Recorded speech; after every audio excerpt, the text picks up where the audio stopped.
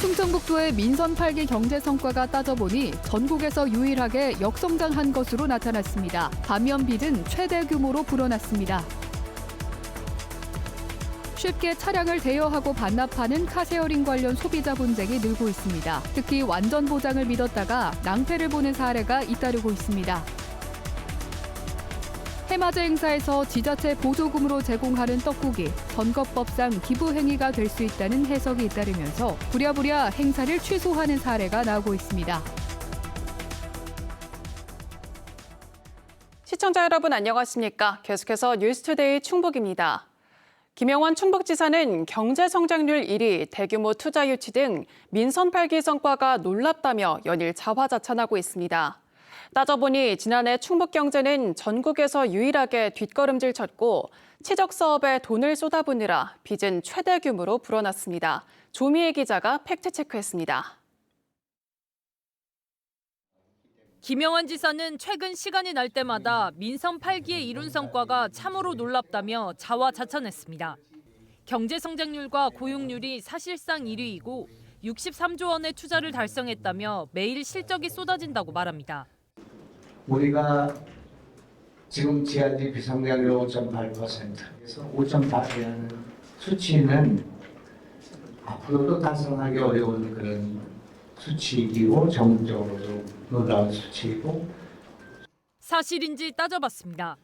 김 지사가 제시한 5.8% 성장은 올해 2분기 반짝 수치로 지난해 2분기 마이너스 6.6%로 전국 꼴찌를 기록한 데 따른 이른바 기저효과입니다. 실제 지난해 충북의 연간 경제 성장률은 마이너스 1.5%로 전국에서 가장 큰 폭으로 떨어졌습니다. 2년 연속 역성장인데 전국이 평균 2% 성장할 때 충북은 뒷걸음질 친 겁니다. 충북은 역상장을 했어요. 역상장한 데가 이제 세 군데 있는데 그중에서 충북이 조금 더 많이 떨어졌는데 이제 그건 제조업 영향이 크고요. 제조업 중에서 이제 2차 전지. 투자 유치 실적도 착시 효과가 큽니다. 공장 등록업체는 민선 7기에 비해 오히려 1조 원 넘게 줄었습니다. MOU, 즉 투자 약속은 20조 원 넘게 늘었는데 공사를 재개한 SK 하이닉스를 빼면 민선 7기와 큰 차이가 없습니다. 김 지사가 추진한 다른 역점 사업들은 어떨까? 어르신과 취약계층인 소일거리인 일하는 바퍼 사업에만 2년간 150억 원 넘게 들어가는데 선심성 사업이라는 평가를 받고 있습니다. 이른바 재활용을 한다며 KTX 선로 아래에 지은 오송 서남하루와 폐교를 개조한 농소망 역시 수십억 원씩 들였지만 수익은커녕 매년 유지비만 쏟아붓는다는 지적이 나오고 있습니다. 문제는 이런 성과에 매달리는 사이 곳간이 비어가고 있다는 점입니다. 충청북도는 지난해 12년 만에 지방채 1,513억 원을 발행했고 올해 757억 원, 내년에는 본 예산으로만 1,600억 원의 빚을 냅니다. 취임 3년여 만에 무려 3,870억 원이나 빚을 내는 건데 당장 내년부터 원금을 갚아야 합니다. 지역 발전을 위해 지방채를 발행할 수도 있다. 그런데 그 예산이 고스란히 지역 발전과 지역 주민의 삶의 질로 이어질 것이냐에는 물음표가 찍히는 그런 상황입니다. 이런 상황에 김 지사는 최소 수천억 원이 드는 다목적 동구장을 추진하겠다고 밝혀 내년 선거용 공약이라는 비판을 받고 있습니다. MBC 뉴스 조미애입니다. 최근 카쉐어링 앱으로 간편하게 차량을 빌려 쓰는 분들 많으시죠? 업체들은 사고가 나도 자기 부담금이 없는 완전 보장 상품이라고 홍보하고 있는데요. 하지만 막상 사고가 발생하면 거액의 사고 처리 비용을 청구하는 경우가 많아 주의가 필요합니다. 김주혜 기자입니다. 충주의 한 마트 주차장. 곳곳에 주차돼 있는 카쉐어링 업체의 차량이 눈에 띕니다. 렌터카와는 달리 마트와 주택가 등 가까운 곳에서 시간 단위로 손쉽게 빌려 쓸 수 있어 최근 인기가 많습니다. 최근 한 소비자는 카쉐어링 차량을 이용한 뒤 업체로부터 약 35만 원의 수리비를 청구받았습니다. 반납한 차량 앞부분에 흠집이 발견됐다는 이유에서였습니다. 카쉐어링을 통해 차량을 대여하고 반납하는 과정은 모두 비대면으로 이루어집니다. 소비자는 반납한 지 2주가 지난 후에야 차량에 흠집이 있다는 사실을 알게 됐습니다. 소비자는 억울함을 호소합니다. 사고가 나도 돈을 내지 않아도 되는 이른바 자기부담금 영원 옵션을 웃돈을 주고 가입했기 때문입니다. 하지만 업체 측은 즉시 신고하지 않은 사고는 보험 처리가 안 된다는 약관을 들이밀었습니다. 그게 제가 냈다라는 100% 보장이 없기도 하고 저는 사고가 나도 안전하게 이용하기 위해서 제가 그거를 가장 비싼 옵션을 굳이 선택해서 들었던 건데 지난 10월 또 다른 소비자는 자기 부담금 최대 70만 원의 면책 상품을 믿고 차량을 빌렸다가 사고가 났습니다. 그런데 업체가 청구한 금액은 무려 1,200만 원. 알고 보니 자차 보상 한도가 400만 원으로 설정돼 있었던 겁니다. 하지만 보상 한도 규정은 앱 초기 화면에선 볼 수 없었고 메뉴를 한 단계 더 들어가 약관을 샅샅이 뒤져야만 확인할 수 있었습니다. 이런 약관 자체를 확인할 수 없게끔 되어 있는데 마치 고객이 약관을 확인을 안 했다는 식으로 몰아가고 이제 그게 좀 되게 화가 치밀어 올랐던 것 같아요. 최근 3년간 소비자원에 접수된 카시어링 관련 피해 구제 신청 건수는 총 342건. 이 중 사고 관련 분쟁이 133건으로 약 40%를 차지했습니다. 면책제도에 가입할 때 많은 사고가 나도 이제 부담해야 될 금액이 없거나 극히 적은 걸로 기대하지만 사실은 아예 적용이 안 되거나 보장이 극히 제한되는. 한국소비자원은 카시어링 업체 3곳에 대해 자차 손해 면책 제도에 대한 주요 내용을 소비자가 쉽게 인지할 수 있도록 앱 환경을 개선할 것을 권고했습니다. MBC 뉴스 김주혜입니다. 청주와 제천을 잇는 충청 내륙고속화도로가 내일 전면 개통됩니다. 국토교통부는 30일 정오를 기점으로 충청 내륙고속화도로 340구 잔여 구간인 17.4km를 개통한다고 밝혔습니다. 이로써 청주에서 제천까지는 기존 2시간에서 1시간 20분으로 단축되며 충주까지는 55분으로 줄어 충북 북부권역 반나절 생활권이 현실화됐습니다. 백제 예술의 정수로 여겨지는 국보 백제금동대향로를 오감으로 감상할 수 있는 전용 전시관이 문을 열었습니다.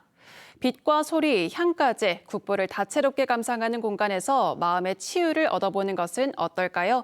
김광현 기자가 소개합니다. 250제곱미터 규모의 넓은 공간 한가운데서 홀로 빛나고 있는 백제금동대향로. 봉황과 용, 신산과 연꽃 등이 어우러져 백제인들이 꿈꿨던 이상 세계를 고스란히 옮겨놓은 듯합니다. 백제 문화와 금속 공예의 정수를 보여주는 국보인데 작품을 오감으로 느낄 수 있는 전용 전시관이 마련됐습니다. 천장에는 향로의 금속성을 드러내는 사각 구조물이 배치돼 빛을 난반사시켜 은은한 분위기를 만듭니다. 고대 향료를 현대적으로 조향한 향기와 향로에 새겨진 오악사가 연주했을 법한 악기 연주 소리가 더해져 작품을 다채롭게 감상할 수 있도록 했습니다. 가까이서도 보시지만 먼 곳에 의자에 앉아가지고 이 공간에서 느껴지는 향과 소리를 함께 즐겨주셨으면. 지난 1993년 부여 능산리 절터에서 발굴된 백제금동대향로는 백제인의 세계관과 사상을 집약적으로 보여주는 귀중한 작품으로 꼽힙니다. 그 가치에 걸맞은 전시관을 마련하는데 5년의 세월이 걸렸습니다. 살짝 담은 입가에 잔잔히 흐르는 미소로 공감과 울림을 주는 반가사유상처럼 관람객들을 치유하는 작품으로 역할을 할 수 있을 거란 기대가 나옵니다.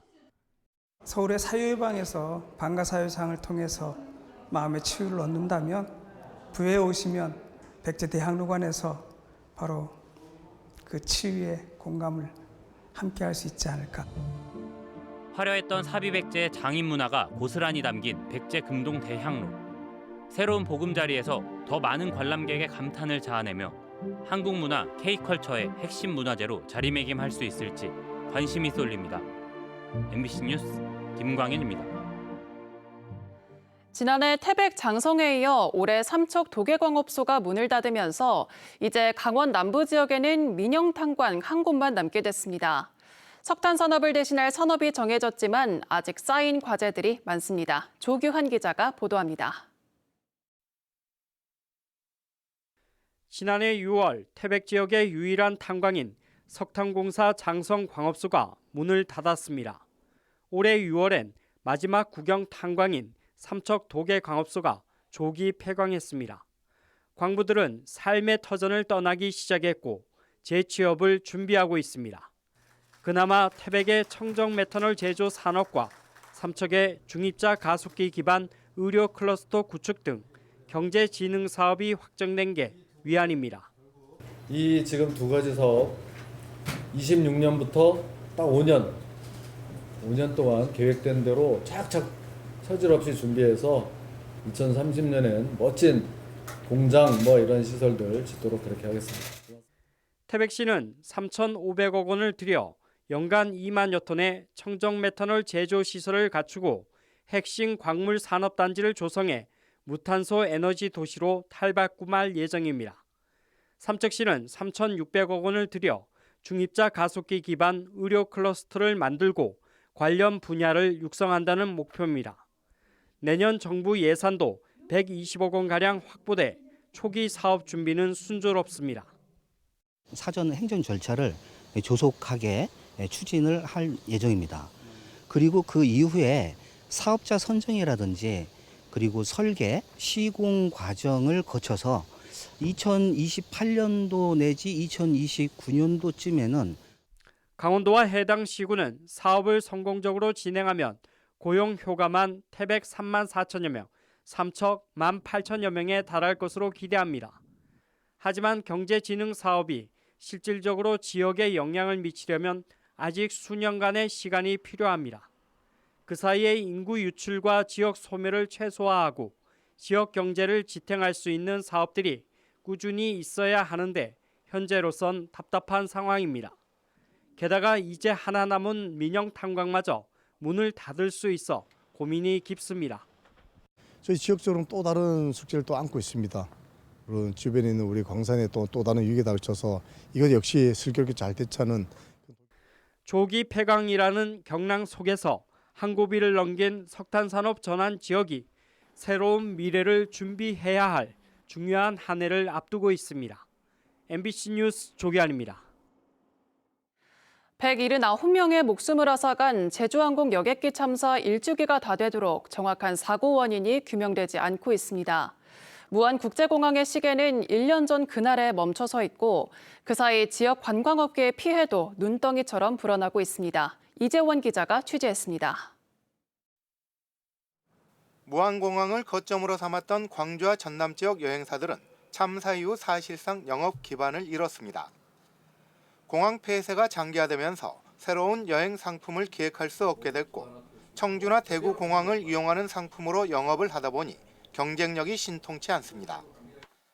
이러다 보니 지역 여행사가 떠안은 매출 손실액은 올해에만 2,815억 원, 직접적인 피해액은 280억 원에 이를 것으로 국토교통부는 추산하고 있습니다. 고사 위기에 놓인 지역 여행업계를 위해 전라남도가 지원한 금액은 여행사 한 곳당 겨우 300만 원.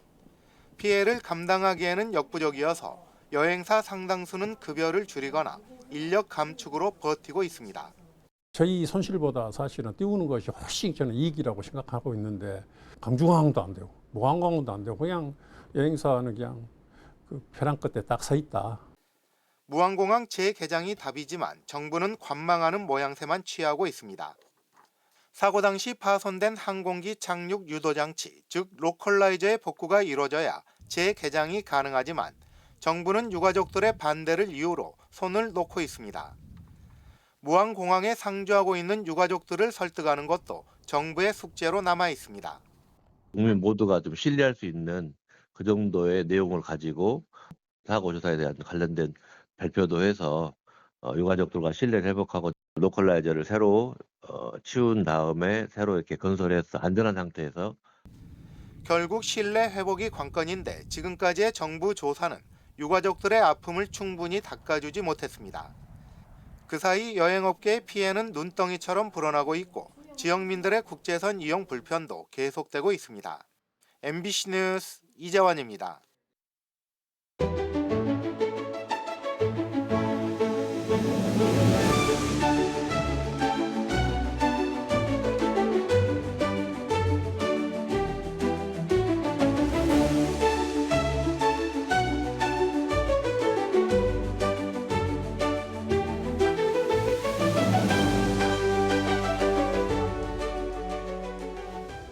충주도시 도심과 산업단지를 연결하고 원주와 제천 방면 교통량을 분산하게 될 연수터널이 내년 상반기에 본격적으로 추진됩니다. 739억 원을 투입해 1.2km 터널을 포함한 4개 차로를 조성하는 이번 사업은 다음 달 입찰 공고와 심사, 시공사 선정을 거쳐 내년 5월에서 6월쯤 착공할 전망입니다. 충주시는 지난달 조달청에 공사 계약을 의뢰하고 나라장터에 구체적인 발주 계획을 공개하는 등 사업 추진에 속도를 내고 있습니다. 단양군이 새해 해맞이 행사를 전격 취소했습니다. 단양군은 지자체 보조금을 지원받는 단체가 주민들에게 무료로 음식을 제공하는 것은 기부 행위에 해당할 수 있다는 선관위 해석에 따라 매년 떡국을 주던 해맞이 행사를 취소했다고 밝혔습니다. 반면 인근 충주시는 문화원 주관으로 떡국 나눔 행사는 진행하기로 해 선거법 적용을 두고 지자체별로 엇갈린 모습을 보이고 있습니다. 괴산군이 동진천과 성황천 일대의 산책로와 제방을 하나로 잇는 보행 전용 다리인 에코브릿지를 개장했습니다. 31억 4천만 원이 투입된 에코브릿지는 길이 244m 규모로 조성됐으며 야간 경관 조명 700여 개를 설치해 음악 분수 등 주변 시설과 연계했습니다. 괴산군은 산책 공간은 물론 수변 관광의 새로운 명소가 될 것으로 기대하고 있습니다. 청주지법은 공사 현장을 방해하겠다며 도급업체를 협박해 돈을 뜯어낸 혐의로 기소된 건설노조 간부 2명에게 징역 1년에 집행유예 2년을 선고했습니다. 이들은 노조원 채용을 강요하거나 공사 방해를 빌미로 집회를 열겠다고 위협해 업체들로부터 발전기금 명목 등으로 1,500만 원을 갈취한 혐의를 받고 있습니다. 재판부는 범행 경위와 피해 정도 등을 종합적으로 고려해 형을 정했다고 판시했습니다. 청주 청원구 생명누리공원 눈썰매장이 본격적인 운영에 들어갔습니다. 청주시가 시민 여가 생활을 위해 마련한 눈썰매장은 내년 2월 1일까지 운영되며 오전 10시부터 오후 1시까지, 오후 2시부터 오후 5시까지 오전 오후 2차례 나눠 운영됩니다. 지금까지 뉴스투데이 충북이었습니다. 고맙습니다.